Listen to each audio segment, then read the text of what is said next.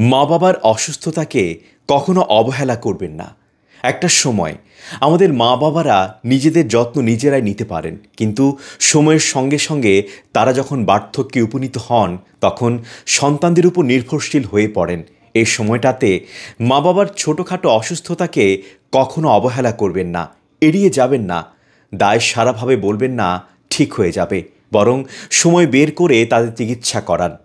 যে মানুষগুলো নিজের সমস্ত এফোর্ট দিয়ে আপনাকে মানুষ করেছেন, আপনার অসুস্থতায় নিজের সবটুকু দিয়ে সেবা যত্ন করে সারিয়ে তুলেছেন, সেই মানুষগুলোকে বার্ধক্যের সময় নিজের সবটুকু দিয়ে ভালোবাসতে কার্পণ্য করবেন না। তাদের চিকিৎসায়, তাদের সংকটে কখনো এড়িয়ে যাবেন না।